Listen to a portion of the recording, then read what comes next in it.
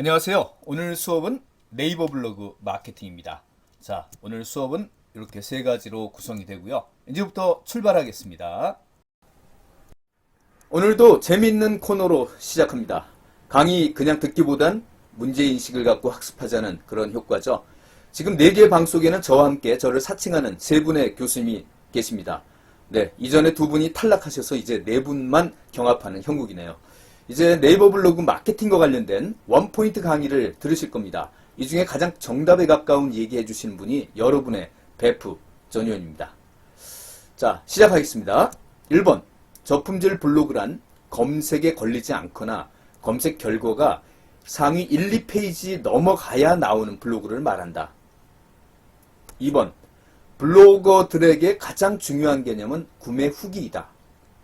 3번, 블로그의 상위 노출에 걸리려면 블로그 내지 블로그 로직보다는 이용층의 인식이 더 중요하다. 마지막 4번, 블로그 마케팅은 채널 특성상 브랜딩보다는 퍼포먼스 목표가 더 맞다. 네, 오늘은 조금 더 쉽지 않을까 하는 생각인데요. 자, 문제를 잘 기억하고 계시면서 이어지는 본 강의 다 들어보신 후에 가장 정답에 가까운 강의해주신 진짜 배포의 번호를 출첵용으로 제출하시길 바랍니다. 다른 SNS가 해당 고객을 찾아가는 형태의 타겟팅이라면 네이버 블로그는 자발적으로 검색해서 들어오는 고객을 타겟팅하는 마케팅 형태를 띠고 있죠. 저는 네이버 블로그와 인스타그램이 서로 대칭되는 또 유사한 느낌이 있다고 생각되는데요. 먼저 국내 압도적인 사용자를 보유하고 있는 검색엔진 네이버와 연동되어서 충분한 양의 글로써 마케팅하는 네이버 블로그, 그리고 역시 압도적인 SNS 사용자를 보유하고 있는 페북과 연동되어서 그 간소화된 이미지로 마케팅하는 인스타그램, 그 성장세와 더불어 서로 좀 유사한 특징이 있다고 볼 수 있죠. 지금 블로거가 블로그를 작성해서 이용자에게 노출되는 과정을 보고 계시죠. 블로거 인구가 생각보다 많네요. 15세에서 64세 경제활동 인구의 총 60%가 블로거라니 대단하죠. 네, 여기 나오는 전문 용어인 블로그 지수와 상위 노출은 상업적 용도로 활용하는 블로거들에겐 생사를 좌우하는 인생 용어입니다.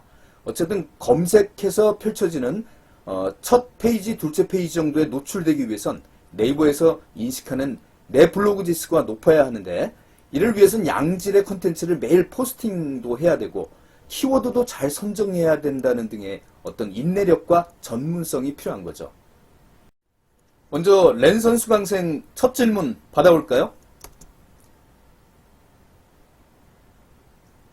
네, 제가 좋아하는 인기 연예인에게서 고퀄리티 질문을 받으니까 정말 좋네요. 전체 인구의 30% 이상이 블로그라면 블로그 이용층도 많지 않을까요? 참고로 저는 검색은 네이버를 이용하지 않아서인지 네이버 블로그 이용자라기에는 좀, 네. 자, 이제부터 그 궁금증을 풀어드리겠습니다. 최근 한 달 내 이용한 SNS 또는 평소 가장 많이 이용한 SNS의 2가지 방법으로 조사한 결과입니다. 결론적으로 말해서 의외로 네이버 블로그는 아직도 은근히 우리 생활 속에 있음을 확인시켜주죠. 일단 전체 SNS 중에서 유튜브 다음에 2위로 나타났네요. 예, 인스타와 페이스북을 넘어서는 수치네요. 그죠? 네. 게다가 해마다 증가 추세이고요. 아마 검색 엔진으로서의 우리가 주로 이용하는 네이버의 위력을 보여주는 듯 하네요. 그리고 남성보다 여성이 연령대별로는 40, 50대가 도드라지는 수치를 보이고 있죠. 어쨌든 SNS에 유튜브를 포함시킨다면 유튜브가 압도적인 1위라는 점, 그래서 다음 주 유튜브 수업도 기대가 되네요. 그런데 20대 여러분들은 네이버 블로그 좋아하시나요? 네, 이 표에선 20대층이 그래도 페이스북보다는 높은 이용률을 보이고 있죠.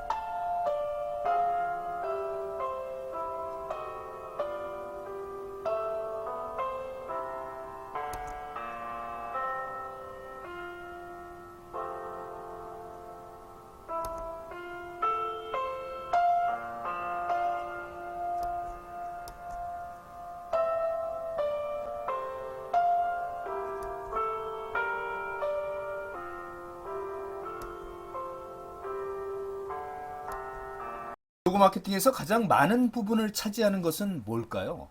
글입니다. 그렇죠? 하지만 내용이 조금이라도 길어지면 보통 어떻게 합니까? 사람들이 이탈하죠. 요새 사람들은 읽는 것 자체를 굉장히 싫어한단 말입니다.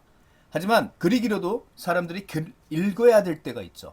큰 문제가 발생하거나 중요한 선택의 기로에 있다면 말이죠. 그래서 단가 높은 물건이나 큰 문제 해결해주는 그런 서비스 사업자라면 네이버 블로그가 딱이죠. 그럼 큰 문제 있는 이런 사람들을 사업자들은 어떻게 식별하냐고요? 네, 그들이 우리 블로그에 들어오게 만들면 되는 거죠. 키워드 검색이 바로 그런 역할을 하게 되는 거 아니겠습니까?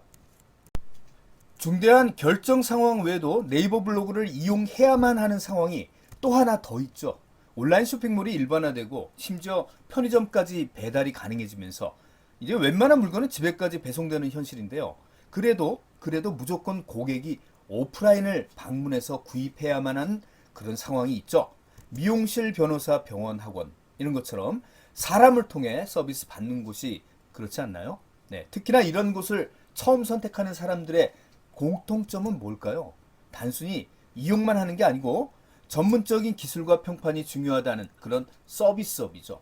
전문적 수준과 평판을 자세히 꼼꼼히 알려면 여러분은 인스타그램이나 유튜브를 들어갈까요? 아니면 블로그를 들어갈까요?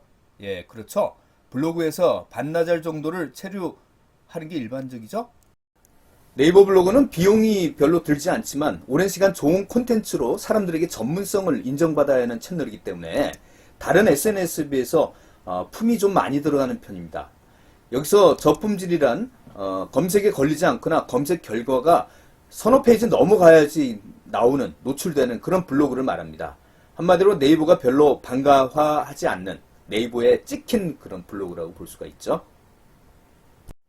짧고 좁은 한정된 공간에서 마케팅을 하는 인스타그램이나 페이스북에 비해서 충분한 공간에서 마음껏 자신의 얘기를 채울 수 있고 그리고 스스로 관심 있는 사람들이 자발적으로 들어와서 보는 공간인데다가 사진이나 이미지보다는 글 중심의 그런 SNS라는 장점이 운영상의 어려움을 상쇄하고도 남는 거죠. 특히 젊은 층보다는 40, 50대 층에서 더욱 많은 이용을 하고 있는 이유도 바로 그런 겁니다. 특히 마케팅 대상인 잠재 고객도 네이버 검색이라는 압도적인 이용층을 겨냥할 수 있다는 그런 점이 매력적인 거죠.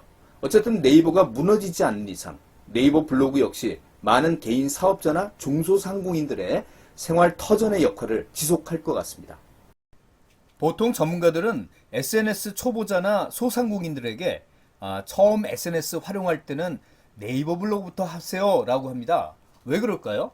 네, 한마디로 다양한 형태로 쉽게 만들 수 있으면서 블로그를 일단 하나 제대로 만들어 놓으면 그 후에도 여러 SNS로 공유할 수 있는 소위 원소스 멀티유스라는 그런 성격 때문에 네이버 블로그의 마케팅 채널로서의 잠재력과 강점 때문에 경쟁이 치열하다는 단점 역시 상존하고 있죠.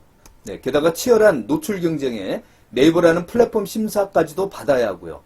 네이버 심사 로봇에 한번 저품질 블로그로 낙인 찍히면 검색에도 걸리지 않거나 10페이지를 훌쩍 넘어야 노출된다고 하죠. 네, 한번 낙인 찍히면 다시 상위 노출에 걸리는데도 많은 시간이 소요된다고 합니다. 자, 그럼 마케팅 효과는 있을까요? 네, 다른 SNS에 비해서 어떨까요?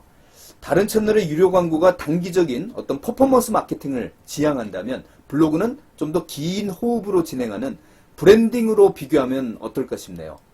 마케팅은 기업이 고객에게 다가가는 것이라면 브랜딩은 고객이 기업에게 다가오게 만드는 것이라고 말씀드린 바 있습니다. 블로그가 제대로 마케팅 채널로서 정착되면 유료 광고도 일부 대체할 수 있고 자체적인 수익원의 역할도 하게 됩니다. 자, 일단 블로그 작성하면 이런 의문 가질 수 있을 법한데요. 네. 네이버와 다음의 운영 방침을 보면 결국 네이버에만 올리면 된다라는 결론이 나오고 있네요. 여러분이 한번 읽어보시면 될 것 같습니다. 블로그를 마케팅에 활용하는 블로거들에게 가장 중요한 것은 뭘까요? 물론 대부분 콘텐츠라고 얘기할 텐데요. 그런데 콘텐츠보다 어찌 보면 더 중요할 수 있는 게 있습니다. 콘텐츠라고 답하는 많은 분들은 아마 이용자들을 의식했을 텐데요. 사실 1차 고객인 네이버, 더 정확하게 얘기할까요? 네이버 검색 로직을 먼저 생각해야 합니다. 사람들이 좋아하는 글보다는 블로그가 좋아할 법한 글이 우선시 돼야 사람들에게 노출해 준다는 얘기죠. 또 여기에 상위 노출에 영향을 주는 것도 하나 더 있습니다. 결국 검색에 걸릴 만한 키워드를 잘 찾는 것도 매우 중요한 법이죠. 네이버 블로그 오래 하신 분들은 아시겠지만 블로거들에게 가장 중요한 개념은 뭘까요? 예, 누가 뭐래도 상위 노출입니다. 중요한 게시글에 상위 노출 포스팅 하나에 매장 매출이 왔다 갔다 하기까지 하잖아요. 그래서 파워블로그들의 악용 사례도 심심찮게 나타나고 바쁜 개인 사업자들의 블로그 운영 대행을 맡은 이런 대행업체 그리고 알바들의 불법적인 이런 악용 사례들이 많이 사회적으로 문제가 됐죠.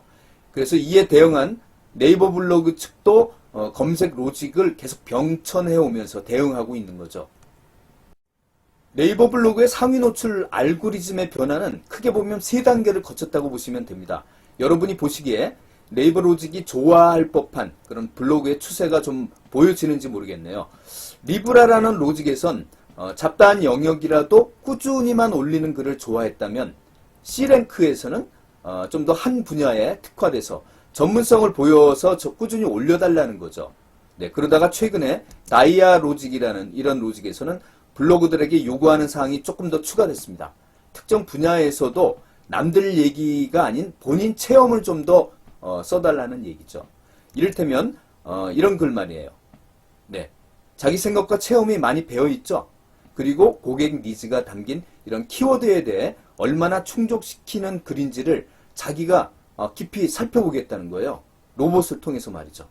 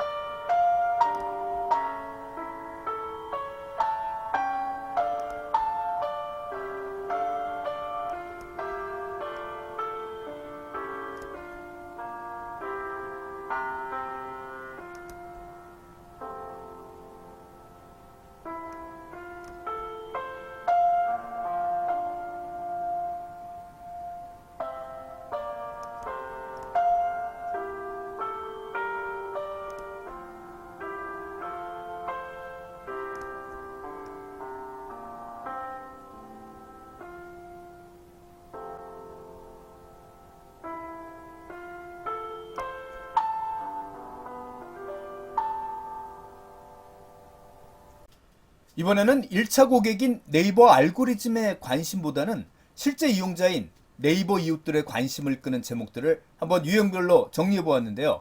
어떠신가요? 예. 글 써놓고 무작정 제목을 짓기보단 처음부터 이런 유형으로 아예 제목을 딱 지어놓고 나서 글 써가는 것도 괜찮을 듯 하네요. 네, 제목과 내용과의 연결성도 매끄러우니까 이 제목 보고 읽어보면 왠지 낚였다 이런 느낌을 가질 만